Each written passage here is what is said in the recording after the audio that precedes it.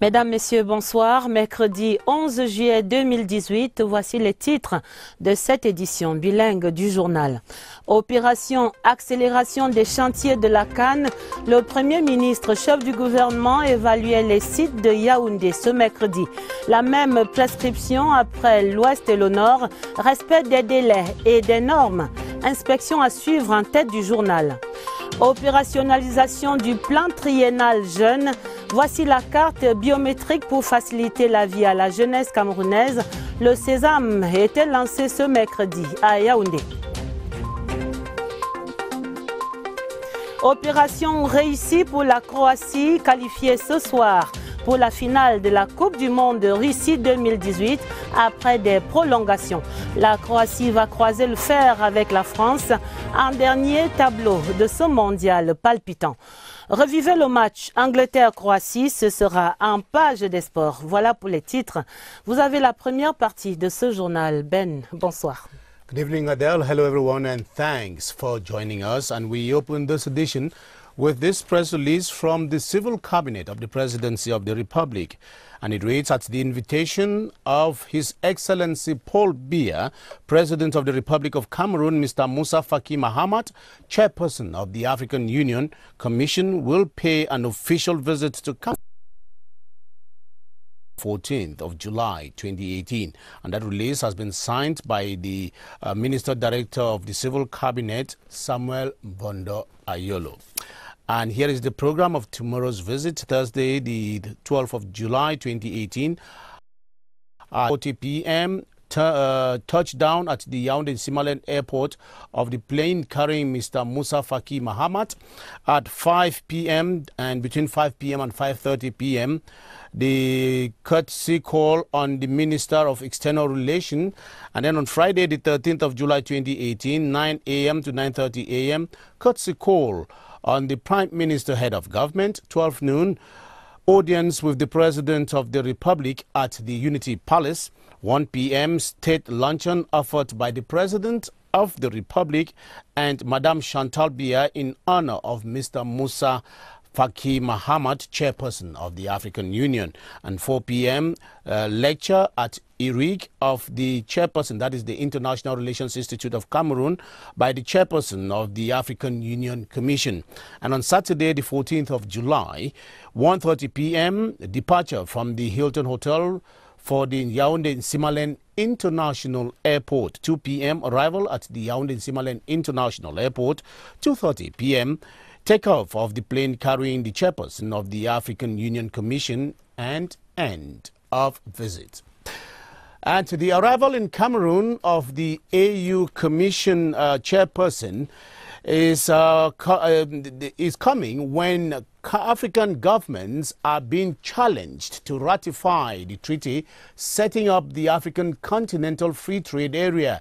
Cameroon, for one, has since expressed her readiness to be part of that common market and is even disposed to playing a vanguard role in the deal.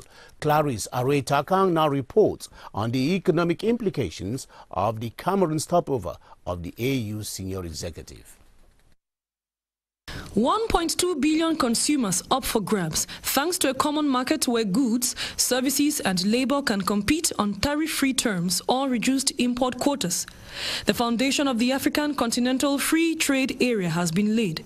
The appeal of one of the AU's flagship projects of Agenda 2063 gives Cameroon the opportunity to think big and dare. Opportunities are really job creation, the increase of the production, also dealing with food security issues that some of the African countries are faced with. You have to have lower production costs. It means that you have to have good infrastructure to reach other markets. In the words of the African Union Commission head, Moussa Faki Mahamat, the deal is a glorious challenge which calls for the courage to believe, the courage to achieve. His is not a unique appraisal. The idea of a common market has been hailed as a milestone which will fuel trade on the continent, taking it beyond sub-regional inclinations. Nevertheless, transforming opportunity into wealth and job creation comes with a price. You have to have very light procedures at your borders to be able to reach faster the other markets.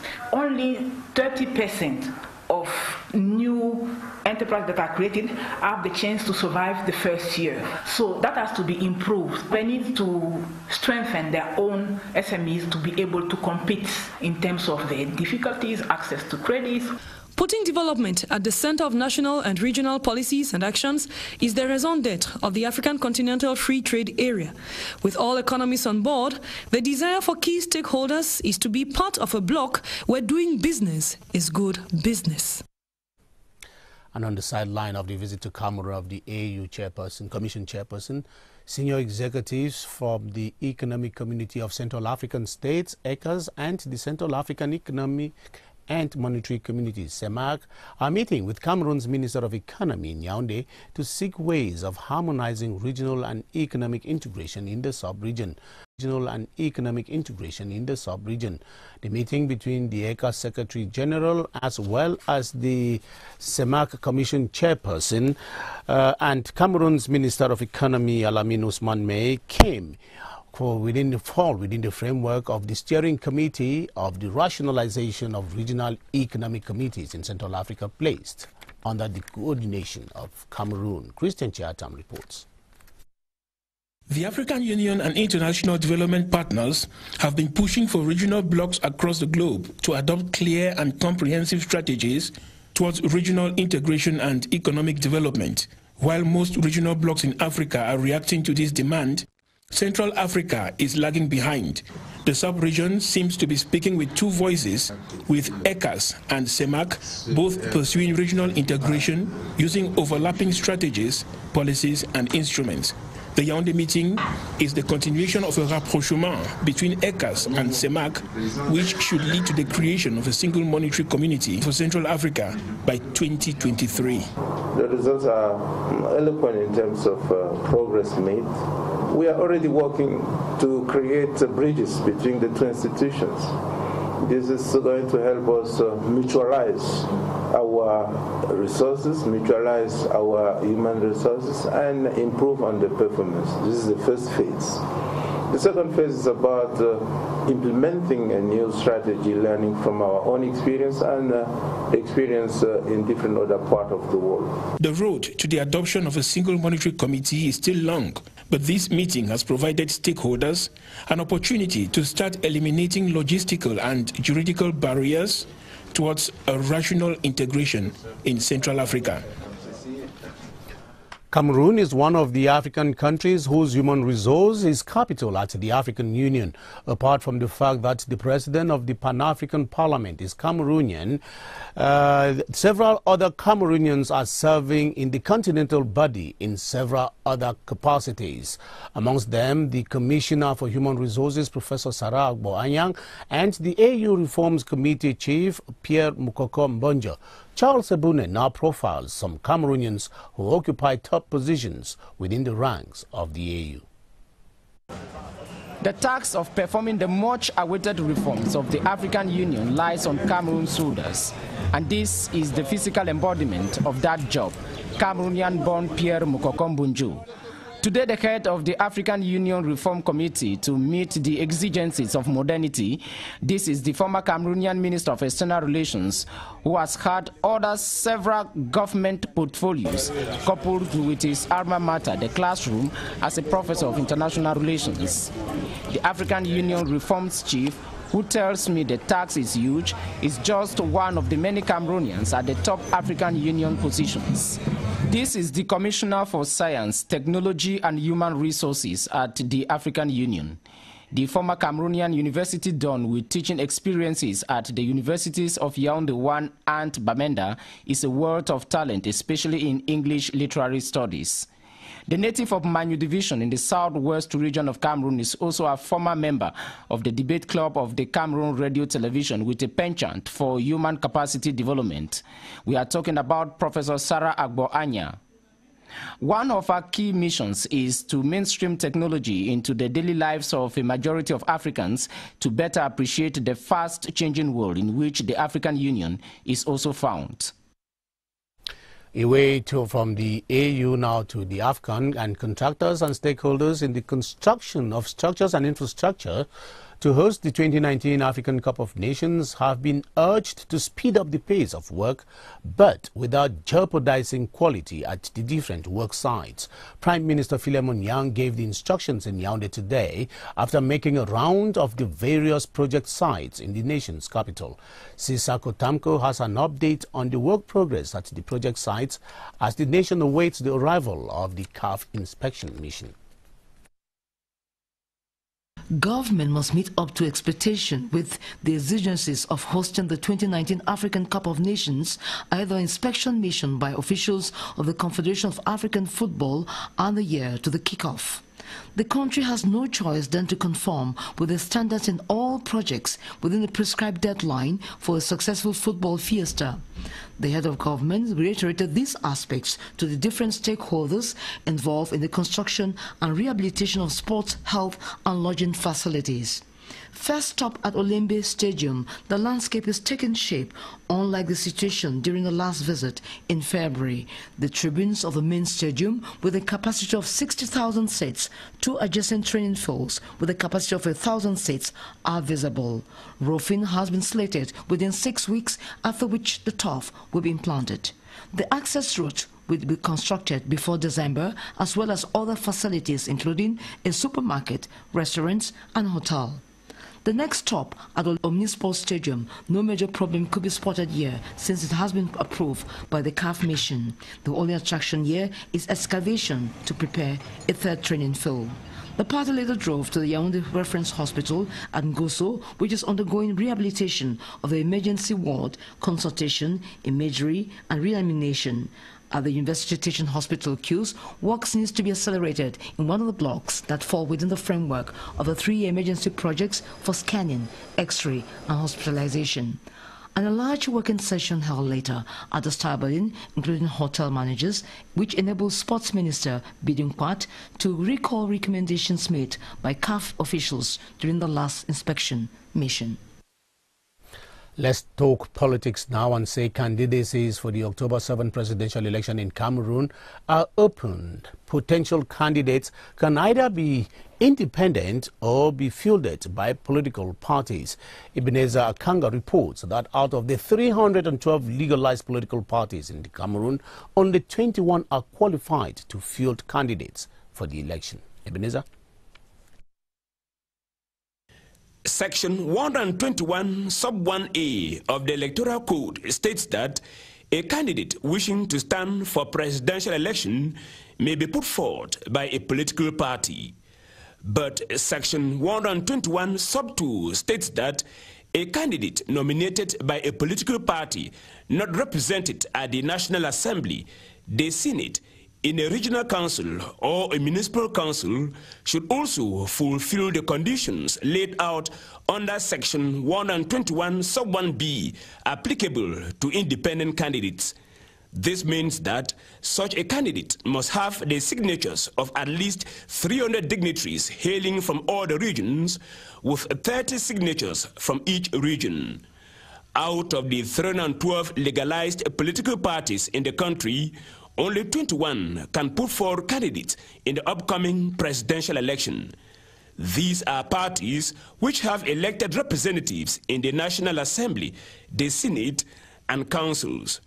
So the following political parties which have elected representatives in the National Assembly and the Senate can put forward candidates in the election: CPDM, SDF, NUDP, CDU, UPC, MRC, and MDR.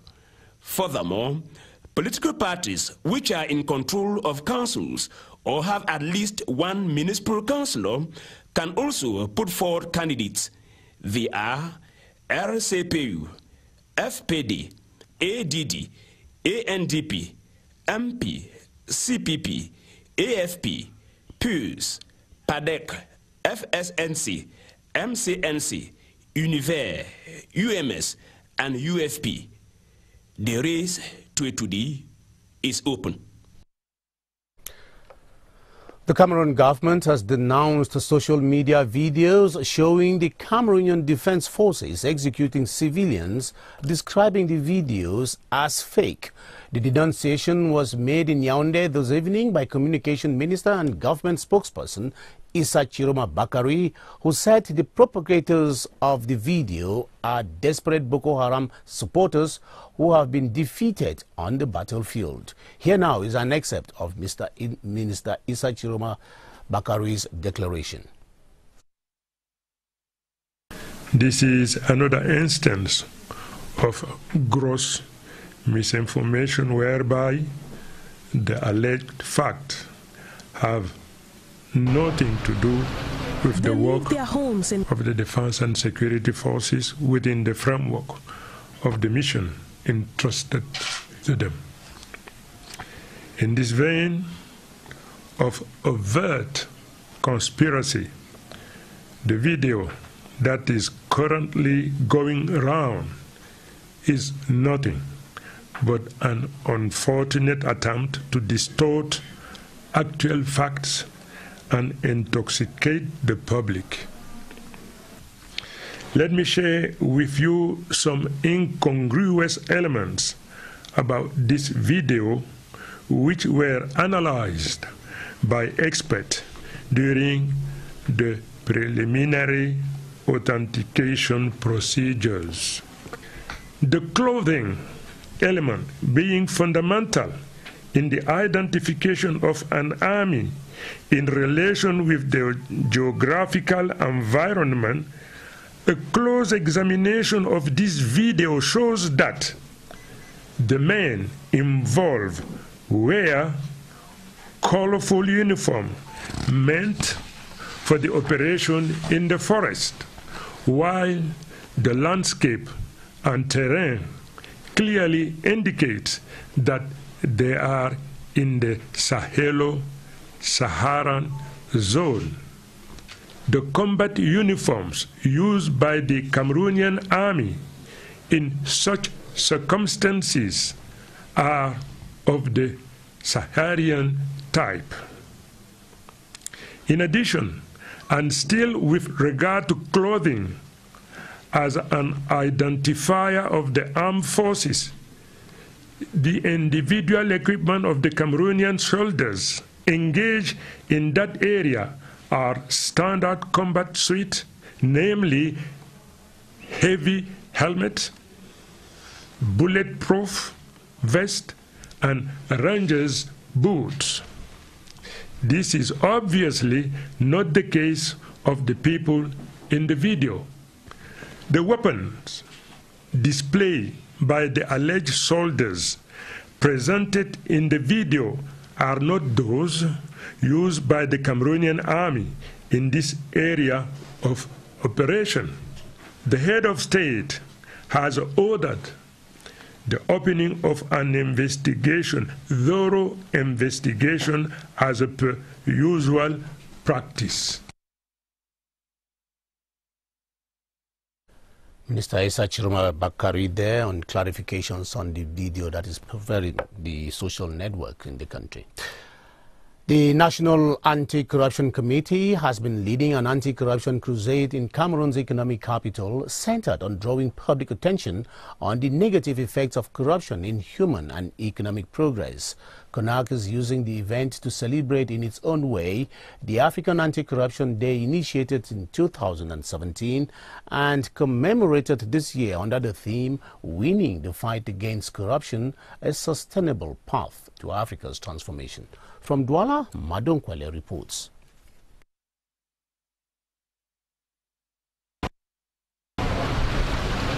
They leave their homes in quest for solutions in public services like police stations and public hospitals, for instance, supposedly equipped with trained equipment and personnel ready to offer their best to the ordinary Cameroonian on the street.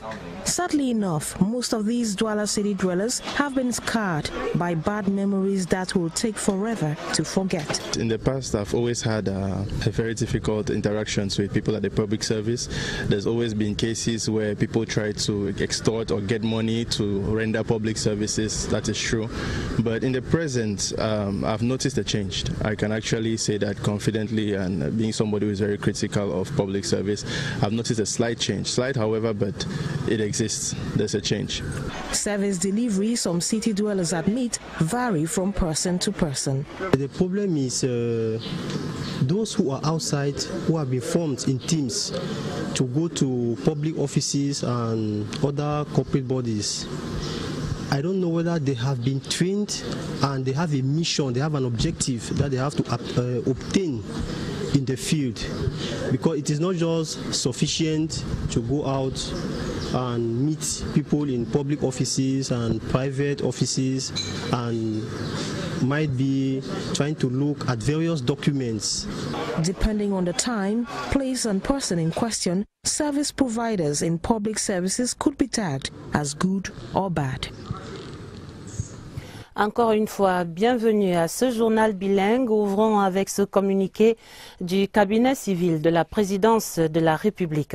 À l'invitation de son Excellence Paul Biya, président de la République du Cameroun, Monsieur Moussa Faki Mahamat, président de la Commission de l'Union africaine, effectuera une visite officielle au Cameroun du 12 au 14 juillet 2018.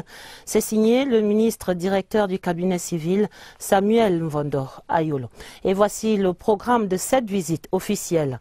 Demain, jeudi 12 juillet 2018, à 13h40, atterrissage à l'aéroport international de Yaoundé-Simalène de M. Moussa Faki Mahamat, président de la Commission de l'Union africaine, accueil par le Premier ministre chef du gouvernement, transfert et installation à l'hôtel Hilton, 17h et 17h30, visite de courtoisie au ministre des Relations extérieures. Vendredi 13 juillet, de 9h à 9h30, visite de courtoisie au Premier ministre chef du gouvernement. À 12h, audience au Palais de l'Unité avec Monsieur le Président de la République. À 13h, déjeuner d'État offert par Monsieur le Président de la République du Cameroun et Madame Chantal Biya en l'honneur de Monsieur Moussa Faki Mahamat, président de la Commission de l'Union africaine. Et à 16h, conférence à lyrique donnée par le président de la Commission de l'Union africaine. Samedi 14 juillet 2018 à 13h30, départ de l'hôtel Hilton pour l'aéroport international de Yaoundé-Simalène. À 14h, arrivée à l'aéroport international de Yaoundé-Simalène. Et 14h30, le décollage de l'avion ayant à son bord le président de la Commission de l'Union africaine et la fin de cette visite. Une visite officielle du président de l'Union africaine au Cameroun qui intervient au moment même où la zone de libre-échange continentale prend progressivement corps. L'avènement du marché commun africain a tout le soutien du Cameroun qui voit dans cet espace économique élargi et harmonisé une opportunité pour dynamiser son économie. Mélanie Betebe plante le décor de ces échanges de demain. Moussa Faki Mahamat, le président de la Commission de l'Union africaine, arrive à Yaoundé dans un contexte de reprise de la croissance économique dans la sous-région SEMAC après 2 années de récession. Même si le Cameroun, pays moteur de la sous-région, a su faire preuve de résilience. Une résilience qui trouve son ancrage dans la capacité du pays à savoir adhérer aux projets susceptibles d'impulser son développement. Ce qui justifie qu'il soit parmi la quarantaine d'États africains ayant signé l'acte de création de la zone de libre-échange continentale le 21 mars dernier à Kigali, au Rwanda. L'objectif de cette initiative, c'est finalement d'accélérer le processus de développement socio-économique des pays africains. Parce que l'Union africaine a pensé que cette initiative a un fort potentiel, représente une très grande opportunité pour tous les pays africains. Le marché commun africain en gestation est le vœu des pères fondateurs de l'Union africaine, inscrit en lettres d'or dans l'agenda 2063, avec pour objectif majeur d'accroître les échanges commerciaux entre les États africains et de susciter leur industrialisation. Au niveau intra-africain, il y a déjà une certaine forme de commerce de produits industrialisés, de produits manufacturés. Et donc on pense qu'avec la création de ce marché vaste, qui va faire tomber toutes les barrières, l'Afrique va pouvoir encore plus se spécialiser. Pour le Cameroun, la zone de libre-échange continentale offre l'opportunité aux opérateurs économiques nationaux d'allier à la conquête d'un marché de plus de 170 millions d'habitants, voire 1 milliard. Le marché commun africain sera opérationnel dès janvier 2019. Cette visite de Moussa Faki Mahamat est donc l'occasion de faire du lobbying auprès des autorités camerounaises pour la ratification du texte créant la zone de libre-échange continentale. Dans cette même orientation, l'Afrique centrale, de son côté, travaille activement à la création d'une zone de libre-échange unique, fusion de la CEMAC et de la CEAC. Les acteurs de ce projet, piloté par le président Paul Biya, en sa qualité de président dédié, se concertaient hier mardi, ici à Yaoundé. Autour de la table, le ministre camerounais de l'économie, Alamine Ousmane Mey, et les deux plénipotentiaires de la CEMAC et de la CEAC. En question, l'élaboration de la feuille de route de ce projet. Faisons le point avec Philippe Roger Sama. L'Afrique centrale est un marché potentiel de 170 millions de consommateurs. Cependant, la coexistence en son sein des deux zones de libre-échange, avec une multiplicité d'institutions et de règles d'origine applicables, constitue un obstacle à la mise sur pied d'un véritable espace économique intégré. Le projet de rationalisation enclenché en 2016 par les chefs d'État et confié au président Paul Biya est en bonne voie. En témoigne cette image illustrative d'une vision commune au terme de la rencontre entre le ministre de l'économie, le secrétaire général de la CEAC et le président de la commission de la CEMAC.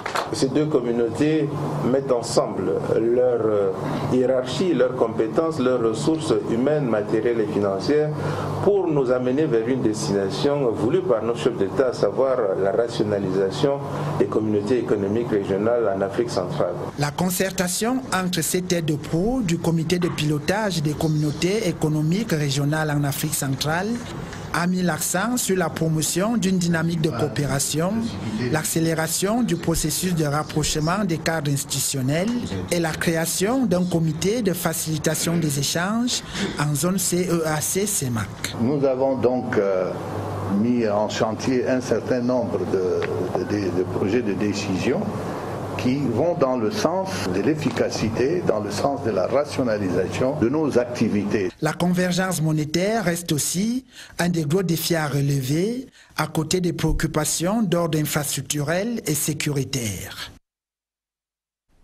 Sur le front de la CAN 2019, l'appel à plus de célérité sur les chantiers pour tenir les délais aura été le maître mot du Premier ministre, chef du gouvernement. Il s'est adressé ainsi à toutes les entreprises impliquées dans la préparation des infrastructures de cet événement. Et ce mercredi, à la 3e étape de la tournée d'évaluation après l'Ouest et le Nord, Philémon Yang a inspecté les infrastructures hôtelières et hospitalières ainsi que les travaux du stade d'Olembe. Sur le terrain, l'entreprise Pichini annonce la fin du chantier avant janvier 2019. Dans la suite du Premier ministre, retrouvons Jean-Pierre Ndjana. Ceci n'est pas une animation en 3D. Ainsi se présente effectivement le chantier de construction du stade de Lembe au nord de la capitale, Yaoundé. Destiné à abriter le match d'ouverture et la finale de la CAN Total Cameroun 2019, la méga structure est définitivement sortie de terre. À ce jour, toutes ses composantes sont visibles à quelques 5 mois de la date de livraison. Preuve par l'image, tous les gradins sont installés pour ce qui est des zones Est, Sud et Nord. Quant à la tribune présidentielle, 3 étages sur 5 sont déjà montés. L'entreprise Pichini assure qu'elle sera terminée la première semaine du mois d'août. Même assurance en ce qui concerne la couverture du stade. Tout le matériel y afférent est d'ores et déjà disponible sur le site et le montage démarre la semaine prochaine. S'agissant des aires de jeu, il y en a 3, le stade principal et les stades annexes. Les travaux de drainage sont finis aux 2/3, tandis que le semis du gazon est déjà effectué. Le planting sera fait immédiatement après la pose de la toiture. Engagement pris par le groupe Piccini devant le Premier ministre chef du gouvernement, il n'y aura plus d'interruption de travaux car le climat social est bel et bien assaini. Et c'est en toute sérénité que son directeur des opérations au Cameroun peut déclarer. On est dans les délais et le travail avance très bien. Et le stade va être délivré avec les 2 stades d'entraînement, le stade annexe, avant la fin d'année. Après Olembe, le Premier ministre et sa suite se sont rendus tour à tour à l'hôpital général, au stade omnisport à Madouayidjo et au centre hospitalier et universitaire à Mélène. Ici et là, l'on a pu noter la même détermination à livrer les chantiers dans les délais. La séance de restitution tenue à l'immeuble Étoile a tout simplement donné l'occasion au chef du gouvernement d'en appeler à plus de célérité encore pour que l'engagement solennel du chef de l'État soit tenu, lui qui a déclaré, je le cite, « Le Cameroun sera prêt le jour dit ». Fin de citation. Également dans l'actualité, le point de presse donné ce mercredi par le ministre de la Communication, porte-parole du gouvernement, Issa Chiroma Bakari, s'exprimait dans la salle de conférence de son département ministériel. Il y a notamment apporté un démenti au sujet des fausses informations et des fausses vidéos se rapportant aux prétendues exécutions sommaires attribuées aux forces de défense camerounaises. Je vous propose ici d'écouter le ministre Issa Chiroma Bakari dans un extrait sélectionné par Napoléon Bonaparte Besson. Un fake news réalisé sous forme d'un document vidéo circule depuis quelque temps sur Internet et les réseaux sociaux, attribuant aux forces de défense camerounaises des actes odieux d'exécution sommaire perpétrés sur des personnes civiles. Il s'agit à l'évidence d'une autre manœuvre de désinformation grossière dont les faits projetés n'ont aucun rapport avec l'action menée par les forces de défense et de sécurité dans le cadre des missions qui leur sont confiées. La vidéo qui circule actuellement n'est rien d'autre qu'une malheureuse tentative de transfiguration de la réalité et d'intoxication du public dont il est aisé de démentir la sincérité au regard des éléments factuels contenus dans cet horrible trucage avec des voix off approximativement apposées sur des séquences visuelles. Les militaires qui sont impliqués dans cette opération présentent visiblement le même phénotype. Or, l'armée camerounaise est une armée nationale qui réunit en son sein toutes les composantes sociologiques de la nation. On note, à l'examen de cette vidéo, que les hommes concernés arborent des uniformes bariolés, pour certains de type forêt, alors que le paysage et le relief indiquent clairement que l'on se trouve en zone sahélo-sahélienne. Les équipements individuels des militaires camerounais engagés dans la zone sont des équipements de combat conformes aux standards obligatoires de port de casque lourd, de gilets pare-balles et de chaussures de type bottes rangers, ce qui manifestement n'est pas le cas des personnes contenues dans la vidéo. Les armes arborées par les présumés soldats présentés dans la vidéo ne sont pas celles utilisées par l'armée camerounaise dans cette zone d'opération. Un des hommes, se faisant appeler le caporal-chef Chocho Sissigon, au Sissignon, n'arbore aucun signe de son grade. Par contre, l'écusson parachutiste présenté n'est pas conforme au design de l'armée camerounaise. Comme vous pouvez donc le constater, le caractère mensonger de ce montage ne fait l'ombre d'aucun doute. Le ministre de la Communication, porte-parole du gouvernement, Issa Chiroma Bakari. Parlons de la présidentielle 2018. Les registres sont ouverts à Elections Cameroun pour le dépôt des candidatures. Les candidats investis par leur parti ou alors indépendants ont ainsi jusqu'au 19 juillet pour déposer leur dossier à Elecam. Et sur ce chapitre, question ce soir, quel est donc le profil exigé des partis pour investir un candidat? Et vous dites, Séverin Alégambélé, que sur les 312 enregistrés au Cameroun, seuls 21 partis politiques ont la capacité légale de présenter un candidat à cette élection. Les données sur les partis politiques disponibles au ministère de l'administration territoriale affichent à ce jour 312 formations politiques légalisées sur toute l'étendue du territoire. Mais au regard du code électoral et de l'article 120 sur la déclaration de candidature à l'élection présidentielle, 21 partis ont le privilège d'offrir l'investiture à un candidat. Il s'agit ici des partis représentés au Parlement, dont les 7 que l'on retrouve au Sénat et les 7 autres de l'Assemblée nationale. Le candidat peut se référer aussi au schéma des 8 partis contrôlant les mairies ou, tout au moins, ceux ayant des élus dans les conseils municipaux. L'alinéa 2 de l'article 120 du Code électoral est assez clair. Le candidat investi par un parti non représenté à l'Assemblée nationale, au Sénat, dans un conseil régional ou dans un conseil municipal doit remplir les conditions applicables aux candidats indépendants. Il est question dans ce cas d'hypothèse que le candidat soit présenté par 300 personnalités originaires de toutes les régions, à raison de 30 par région et possédant la qualité soit de membre du Parlement ou d'une chambre consulaire, soit de conseiller régional, soit de chef traditionnel de premier degré. Le bureau exécutif du Conseil national des chefs traditionnels du Cameroun s'est réuni le 7 juillet dernier à Yaoundé après une analyse approfondie de la situation politique, économique et sociale. Les chefs traditionnels du Cameroun ont renouvelé leur totale disponibilité à accompagner le président de la République dans la mise en œuvre des mesures prises pour ramener la paix au Cameroun et pour atteindre le cap fixé pour l'émergence. Par ailleurs, le Conseil national des chefs traditionnels a adressé une motion de soutien et d'encouragement au chef de l'État pour la poursuite de l'œuvre de construction nationale, la préservation de la paix et de l'unité ainsi que la promotion du vivre ensemble au Cameroun. Je signale également dans ce journal des textes présidentiels rendus publics ce mercredi après-midi.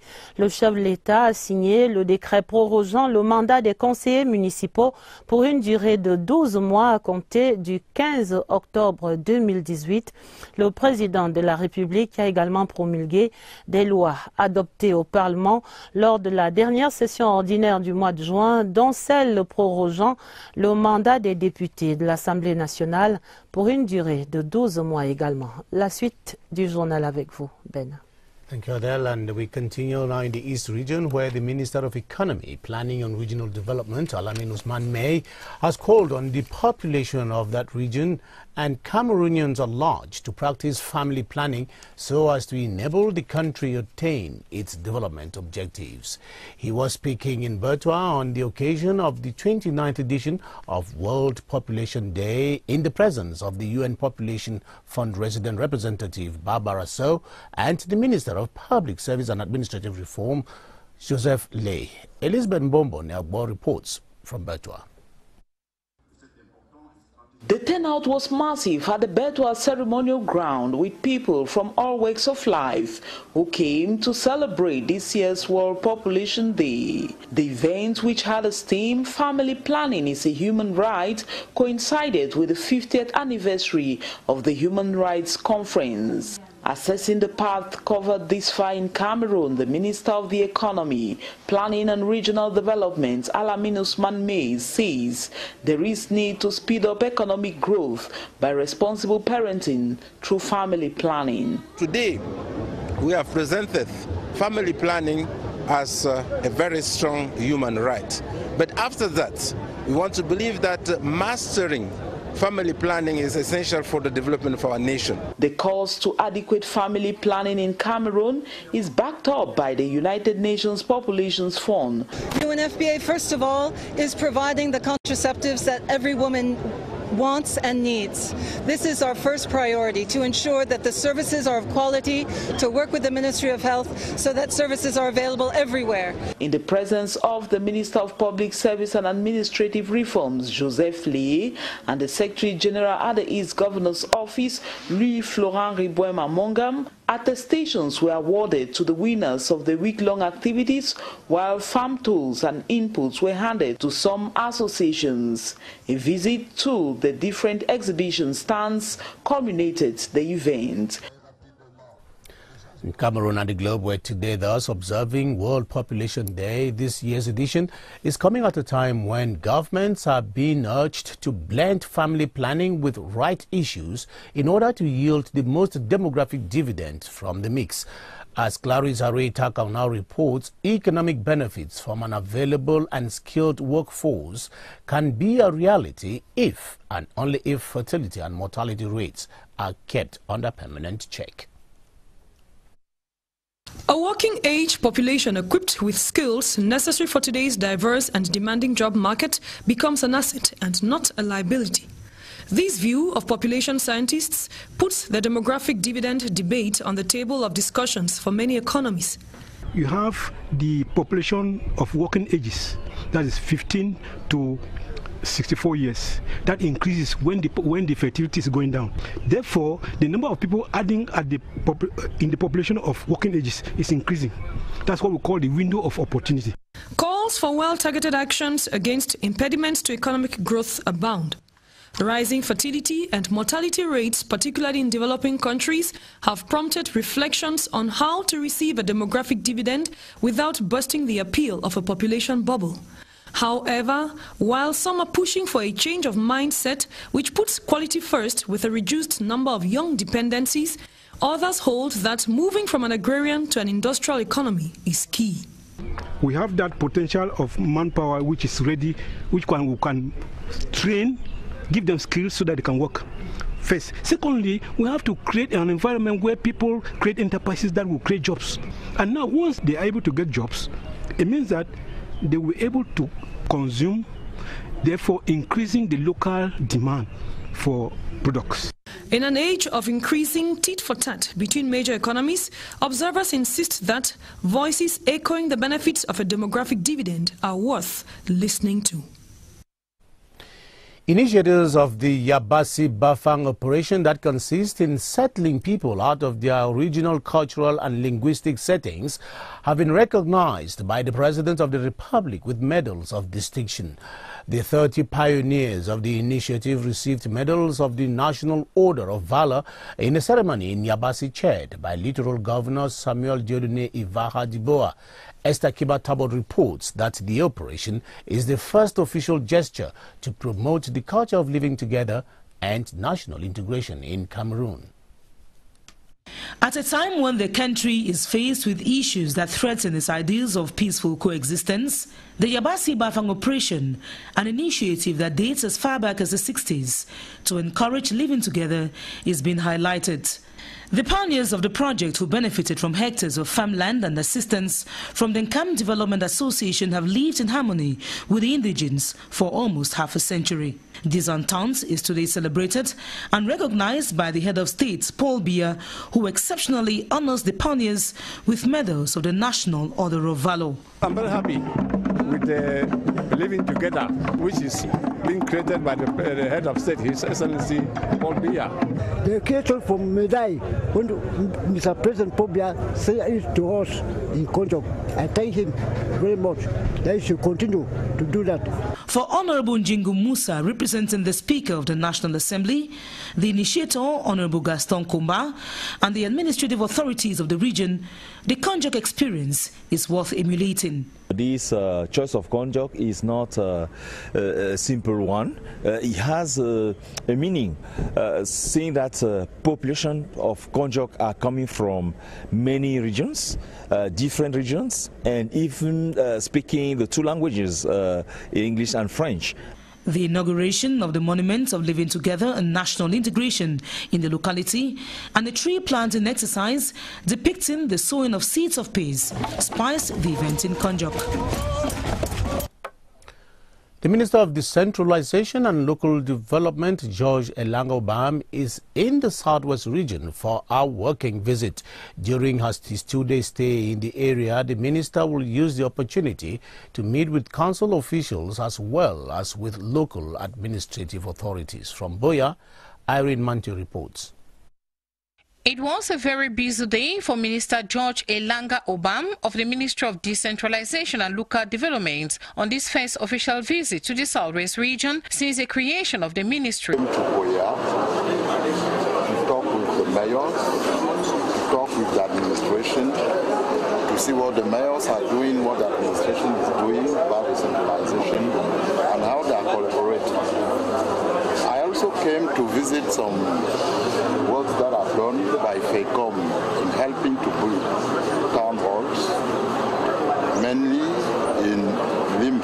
From Buea, the minister and entourage moved to Limbe to inspect some council structures under construction financed by the Special Council Support Fund for Mutual Assistance, FECOM, and the new FECOM Southwest side. I'm going to visit the chamber of the Council of Limbe 1 and also the regional agency of FECOM. The concerned mayors doffed their hats to FECOM for erecting such magnificent structures to house their council. The minister was accompanied on his visit by the governor of the Southwest region, Mr. Bernard Okala-Bilai.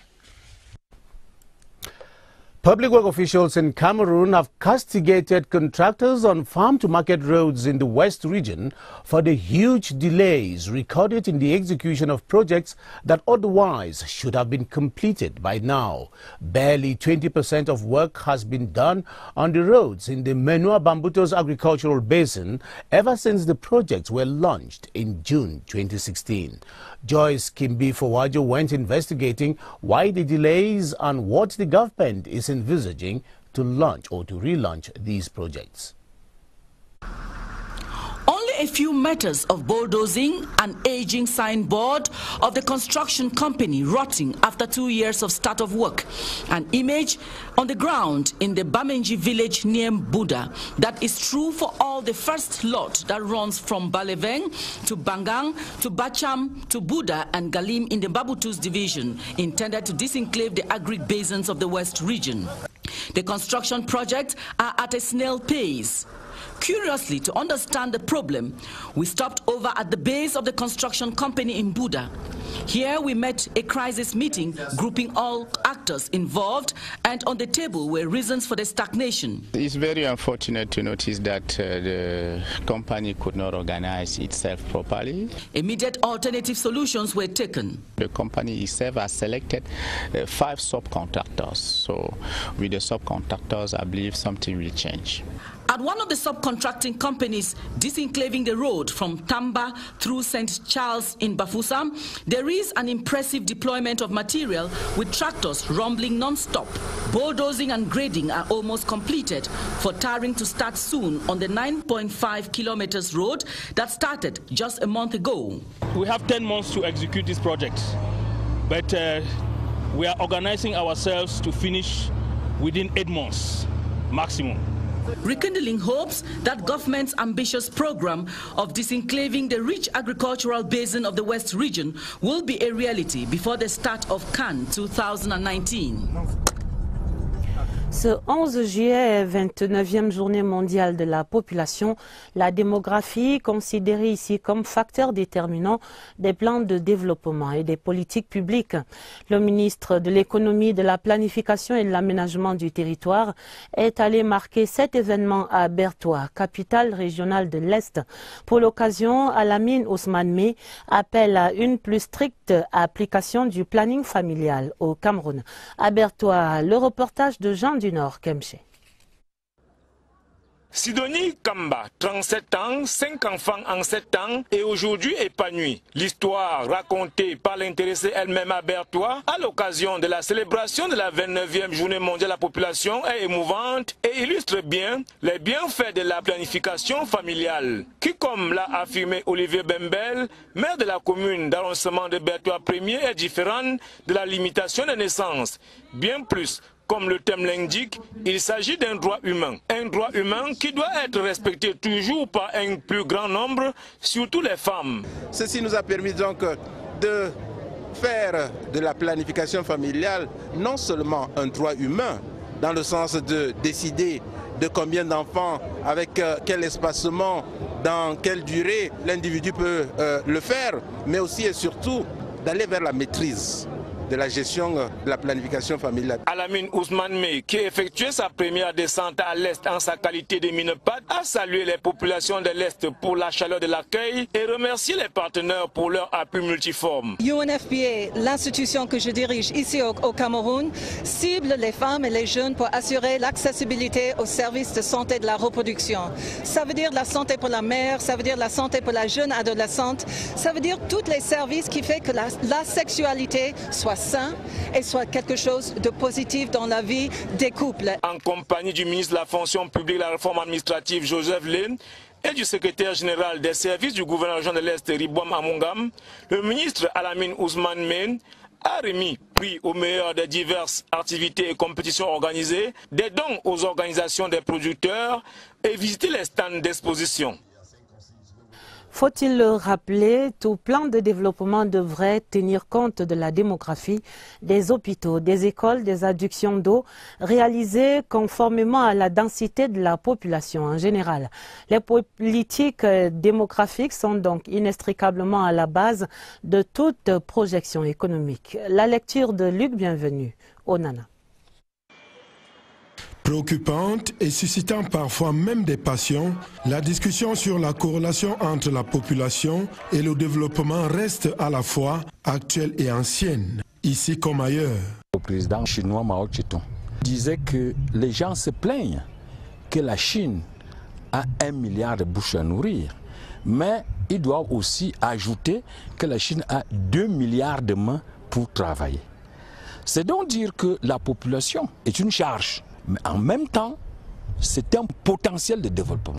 Transformer sa population en un véritable capital humain, voire en un outil de production sûr, le Cameroun en a fait l'un des chapitres phares de sa vision 2035 au travers du dividende démographique, une stratégie parmi d'autres. Ce qu'un pays peut bénéficier du dividende démographique, c'est que le pays va pouvoir mettre en place des systèmes, des mécanismes pour former les gens qui sont les plus nombreux et travailler. Si ces gens-là travaillent, ils vont épargner pour investir et booster l'économie. Une vingtaine de millions d'habitants étalés sur 475 000 km², le Cameroun est loin d'être à l'étroit.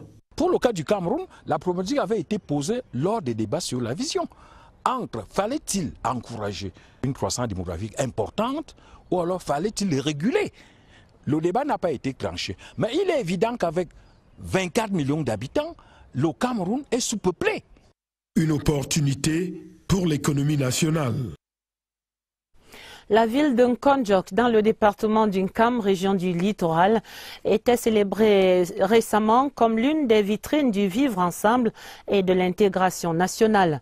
Des parlementaires sont allés saluer ce modèle de brassage des populations au cours d'une cérémonie de remise des médailles aux pionniers déplacés. Une cérémonie présidée par le gouverneur Samuel Dieudonné, Iva Adibois. Le reportage en Nkondjok, Clarisse Tang. Le département d'Unkam dans la région du littoral se veut le symbole vivant de la diversité ethnique. C'est l'unique département sur le triangle national, limitrophe de 6 autres, ce qui favorise un brassage de population que l'on retrouve difficilement ailleurs.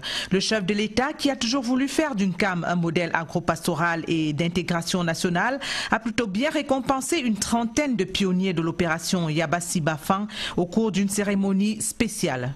Le premier événement exceptionnel, c'était la décoration à titre exceptionnel par le chef de l'État, le président Paul Biya. Le deuxième événement majeur, c'est le premier monument du vivre ensemble l'intégration nationale qui est érigé en terre camerounaise. Les heureux récipiendaires ont exprimé toute leur gratitude au promoteur de l'événement, l'honorable Gaston Komba, mais surtout au chef de l'État. Je dis merci à Kumba et merci à M. Pombia que parfois nous encadrer bien. J'ai reçu la médaille des mérites agricoles par le président de la République. Je lui remercie beaucoup. Et je remercie grandement le président de la République pour cette distinction qu'il a voulu nous offrir après 50 ans de service au Cameroun.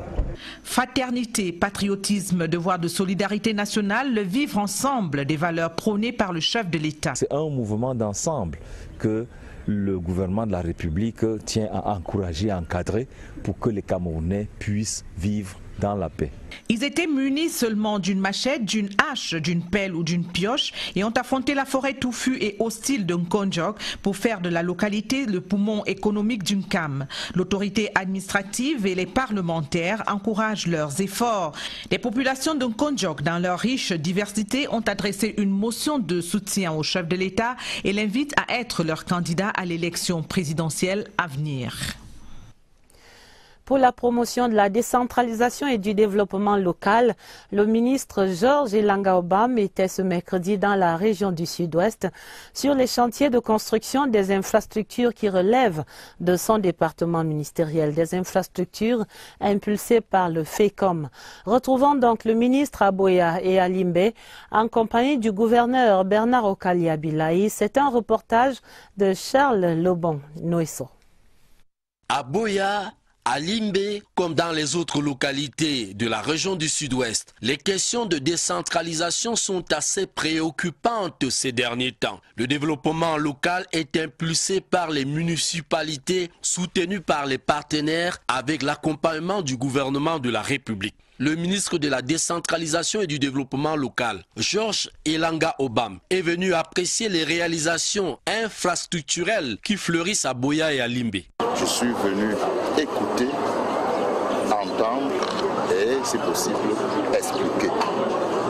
Je visite une infrastructure qui relève de la décentralisation dans la perspective de m'assurer que l'ensemble des composants de la décentralisation que sont les mairies ici sont correctement installés. Limbe 3e, à Limbe 1er, hôtel de ville et agence régionale du FECOM sortent progressivement des terres. 3 grands travaux financés à hauteur d'1 milliard de francs CFA qui dévoilent d'ores et déjà leur splendeur pour embellir la ville balnéaire. Nous sommes ici à Limbe, la commune d'arrondissement de Limbe 3e qui a été financée par le FECOM, donc au total à hauteur de 240 millions de francs. Un travail qui a commencé il y a quelques temps quand même. Nous avons eu des problèmes avec la première entreprise, mais une autre a été désignée pour terminer ces travaux. Une visite très courue qui a connu une forte présence des autorités traditionnelles et municipales dans toutes les étapes. Des autorités qui ont solennellement remercié le président Paul Biya pour la mise en œuvre de la décentralisation. Un processus très apprécié est reconnu ici comme un instrument majeur pour l'atteinte de l'émergence du Cameroun en 2035 qui se dessine avec la participation de la région du Sud-Ouest. D'autres infrastructures dans l'actualité, les routes, celles-là destinées à désenclaver le bassin agricole de l'Ouest, affichent un très faible taux d'exécution en ce mois de juin. Le tronçon Balevang-Bouda-Galim, long de 110 km, entamé il y a 2 ans en juin 2016, n'est réalisé qu'à 20% environ. Et si l'expertise de l'entreprise n'est pas en cause, comment donc expliquer ces grands retards et quelles sont les solutions envisagées par le ministre des Travaux publics en visite sur le site? Voici quelques réponses dans cette enquête de Rodrigue Bertrand-Tueno. Carrefour Bamendjinda, à moins de 3 km de la ville de Bouda. Lessivé, la plaque de signalisation des travaux de construction de l'une des bretelles de la route de désenclavement tient péniblement debout. En guise de travaux, quelques centaines de mètres de dégagement. Nous mettons le cap sur la base de vie de l'entreprise adjudicataire du marché à Bouda. Nous tombons à pic, nous apprennent les vigiles, car tous les acteurs du projet y tiennent une réunion de crise. En nous glissant dans la salle, nous ne tardons pas à dénicher les raisons du piétinement des travaux. Il y a à la vérité une insuffisance notable dans la mobilisation de l'entreprise des travaux. Évidemment, elle a des équipements, mais il y a un réel problème d'organisation interne. Mais il faut aussi comprendre que nous connaissons d'énormes retards dans le paiement des prestations. Donc, il n'y a pas qu'elle seule pour assumer. Ici, des décisions ont été prises pour donner un coup de fouet aux travaux. Aujourd'hui, nous avons 5 sous-traitants, plus elle-même, ça fera 6 flancs de travaux qui vont être mobilisés pour accélérer tout le processus à l'effet de rattraper les retards jusque-là enregistrés. Pour mieux apprécier la capacité des sous-traitants, nous décidons d'aller voir l'un d'eux à l'œuvre à Bafoussam. On est bien équipé pour réaliser ces travaux avec le délai précis. On a mobilisé plusieurs équipes, c'est-à-dire on a ajouté les engins. Il y a les travaux qu'on va exécuter pendant les saisons de pluie, comme la préfabrication des ouvrages, pour que dès que la saison sèche commence, on les place seulement. Ainsi, toutes les mesures ont été prises pour donner un coup d'accélérateur aux travaux de construction de la route de désenclavement des bassins de production agricole dans la région de l'Ouest. On espère maintenant que les travaux iront bon train. Rodrigue Bertrand Tueno, sur la route Balin-Carrefour TPO dans la région de l'Ouest, CRTV. And you're watching the bilingual news on the CRTV. We are beaming live from Yaoundé. Youths in Cameroon now have a new card that gives them access to a variety of health, transport and education services at reduced costs. The biometric youth card was launched in Yaoundé today by the Minister of Youth Affairs and Civic Education, Mununa Futso, who described the invention as a tool for identification and information created to assist in the development of Cameroon's youth. Cynthia Saptala reports. This is the new biometric youth card created for the Cameroonian youth. Incorporated is a memory card that gives its proprietor discount in health, transport and other services, information on training and job opportunities, and assistance with business formalities. The youth going to be able to consume some services. For example, the youth can go to Camrail and have his transportation ticket with a reduction. The youth can go to Hôpital Général and have his consultation with a reduction. At the commissioning of this new digital vault, Youth Affairs and Civic Education Boss signed a series of partnership agreements with key stakeholders that provide these services. It's also a matter of security and identification of young people who assure the partners who are able to offer services with reduction to young people. In order to become a bearer of this biometric youth card, there are certain conditions to fulfill. The youth should be between 15 years and 35 years. The youth has to be enrolled in the platform of the National Youth Observatory, which is ongcameroon.cm. And then the youth has to apply for the biometric youth card. During the launching ceremony at the Yaoundé Multipurpose Sports Complex, over 100 registered youths at the National Youth Observatory collected the first biometric youth cards. Staff representatives in Douala have been enjoined to play their roles responsibly and contribute in the preservation of peace in their respective work milieu. Labour and Social Security Minister Gregoire Ouona, who made the appeal, was speaking in Douala during an interactive exchange on social dialogue with staff representatives from the public and private sectors in the littoral region. Mabel Yufani Chenjo joins us with details from Douala. Face-to-face with the Minister of Labour and Social Security as staff representatives to table complaints affecting workers in the public and private sector in the littoral region. The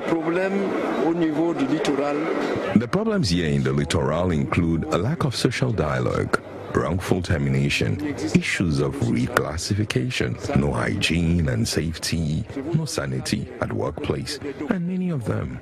Minister Gregoire Ouona urged the staff representatives to do their job responsibly and to respect the labor code. Problems are plenty in work milieu. However, we have laws and regulations that help us efficiently manage them to create a more productive work environment that could be beneficial for all. Non seulement des entreprises, mais des populations. The different staff representatives took turns to exchange and get clarifications from the minister. Henceforth, the staff representatives in the littoral region can forward their complaints to the Ministry of Labour and Social Security via the email address cabinet-mintess@yahoo.fr. The National Trade Union of Dealers in Cosmetic Products and the National Laboratory of Drug Certification have signed a convention that will help check the quality of cosmetic products sold in Cameroon. The convention seeks to put an end to the high prevalence rate of fake beauty and crude beauty products on the market and to raise awareness on consumers on the type of products adopted on the skin pigmentation. The president of the trade unions for cosmetic dealers and the director of the National Drug Certification Laboratory signed the documents for their respective structures. Over to you then. Ce mercredi marquait l'entrée en scène au Cameroun de la carte biométrique jeune.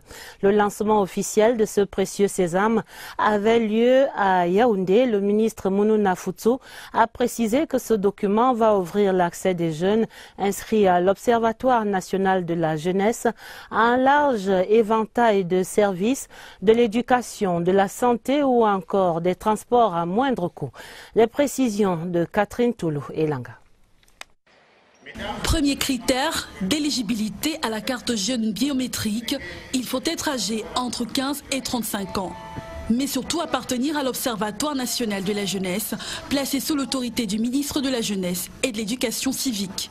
C'est un outil nécessaire à l'obtention de plusieurs services sociaux.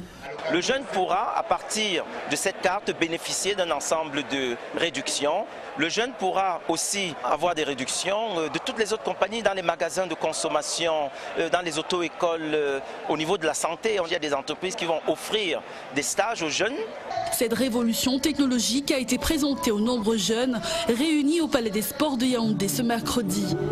Les toutes premières cartes ont été distribuées. La carte jeune biométrique découle de la mise en œuvre du plan triennal spécial jeune qui hisse la jeunesse camerounaise au sommet des privilèges offerts à une tranche d'âge spécifique de la population. L'entrée en vigueur de cette carte jeune biométrique, permettra d'assurer une bonne gouvernance de toutes les parties prenantes à la mise en œuvre de ce plan pour une identification et une sécurisation de l'identité jeune. Avec une population dont la tranche d'âge 15 à 35 ans représente les 36%, le Cameroun espère réduire à travers la carte jeune biométrique les problématiques liées au chômage, à la santé et à l'éducation.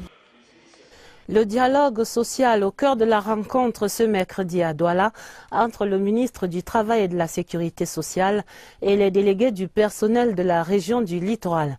Grégoire Oona est allé s'enquérir des éventuelles tensions dans le milieu du travail et des conditions pour un travail plus décent. Aubin Steve Medou est à Douala. Au gré des secteurs d'activité, le ministre du Travail et de la Sécurité sociale examine les doléances des travailleurs de la région du littoral. Les revendications contenues dans des mémorandas à lui remis par les délégués du personnel, mais aussi dans les esprits de ces acteurs sociaux. Il y a la santé, l'hygiène et la sécurité au milieu du travail. Il y a ce que nous appelons le non-respect de la Convention. Une situation que le ministre a pu constater au cours des échanges et à laquelle il propose des solutions efficientes. Ce qui est important, c'est que nous avons toute la capacité, nous avons toutes les facilités.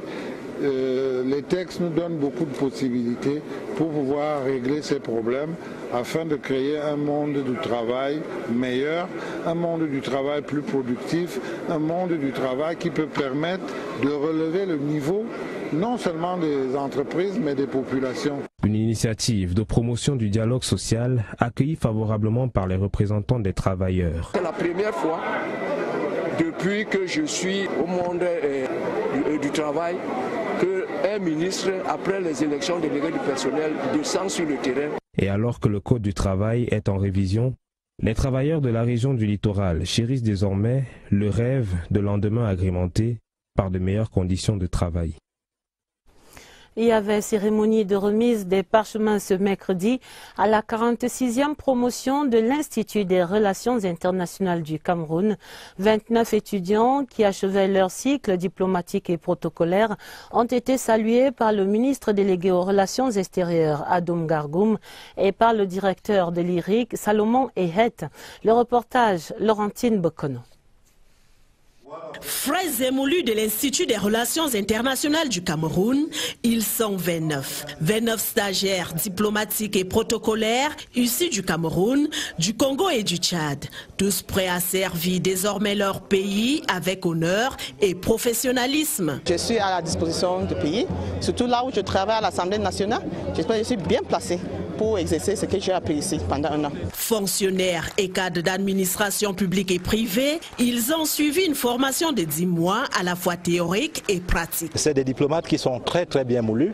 Ils ont reçu tous les éléments pour bien se mouvoir dans la scène internationale. Nous avons des nouveaux stagiaires, des nouveaux diplomates qui vont rentrer dans le champ international, qui vont contribuer au rapprochement des peuples et qui vont contribuer à la consolidation des relations d'amitié entre les États. La cérémonie de sortie solennelle se déroule en présence d'un parterre important de personnalités, dont de nombreux diplomates, prêts à guider les pas des nouveaux stagiaires. La 46e promotion entend satisfaire aux exigences de performance et de bonne gouvernance dans une société internationale fortement numérisée et pleinement engagée dans la mondialisation. Dans ce même champ de l'éducation, signalons que le calendrier de l'année scolaire 2018-2019 est connu. Selon un arrêté conjoint signé par les ministres des enseignements secondaires et de l'éducation de base, l'année scolaire commencera le lundi 3 septembre pour s'achever le vendredi 26 juillet 2019. Les examens officiels pour le primaire se dérouleront du 3 juin au 19 juillet et pour l'enseignement secondaire, technique générale et normale du 23 mai au 26 juillet. Le ministre des enseignements secondaires qui annonce par ailleurs la fermeture de certains établissements privés. La liste est à consulter auprès des délégations régionales et départementales ou sur le site internet www.minesec.cm, le tout en minuscule. Ben. Yes, and holidays in Cameroon are already almost halfway gone, and children generally use this period to engage themselves in different leisure activities to break away from the 9 months of school stress. Our reporter Rayanatu Salis spoke to experts who share ideas on different holiday activities that parents can engage their kids in. It is that time of the year when children have got all the opportunity to unwind and relax through different leisure and fun activities. Holiday. It's very important for children to involve themselves in these activities. It permits them to recreate. From sporting to socio-cultural activities, holidays offer the perfect opportunity for kids to learn new things. We have sporting activities, individual and collective sports, and all these activities are not forcefully meant to dictate talent or for competition, but are also meant to permit the children to relax themselves after 9 months of studies. We have dancing, we have singing, we have decorative art. We also have other social activities like which is part of tourism, like visiting touristic centers and museums. All this also permits the children to come together with people from different areas. Those who spend holidays in rural areas where leisure activities are lacking have not been left out. In villages, for instance, we have most often, those of us who grew in the village, we have sporting competitions, like football competitions put maybe by the coordinator of the village, by the chief. We also have other small activities like during market days, during occasions, we have dancing. To tap from all the benefits of the holiday season, experts have advised that kids do not exceed more than 2 hours of leisure time a day. Et cette nouvelle qui vient mettre un terme à cette édition bilingue du journal. Mais avant de partir, nous vous rappelons ce communiqué du cabinet civil de la présidence de la République à l'invitation de son Excellence Paul Biya, président de la République du Cameroun. Monsieur Moussa Faki Mahamat, le président de la Commission de l'Union africaine, va effectuer une visite officielle au Cameroun dès demain, jeudi 12 juillet jusqu'au 14 juillet. C'est un communiqué signé du ministre directeur du cabinet civil de la présidence de la République, Samuel Mvondor Ayolo. La fin de cette édition, préparée avec la collaboration de Cynthia Saptala et de Florence Ngwangele. Vous aurez d'autres informations dans moins de 50 minutes maintenant, le minuit en compagnie de Nicole Doudou et de Baldwin Sama. Retrouvez après ce journal l'intégralité de la communication donnée ce mercredi par le ministre Issa Chiroma Bakari, le ministre de la Communication porte-parole du gouvernement, qui revenait sur ces fake news mettant en scène les forces de défense camerounaises sur des vidéos montrant des exécutions sommaires. Vous aurez donc ces images dans un instant et vous pouvez revoir cette édition du journal et les éditions d'information de CRTV News sur notre site internet www.crtv.cm.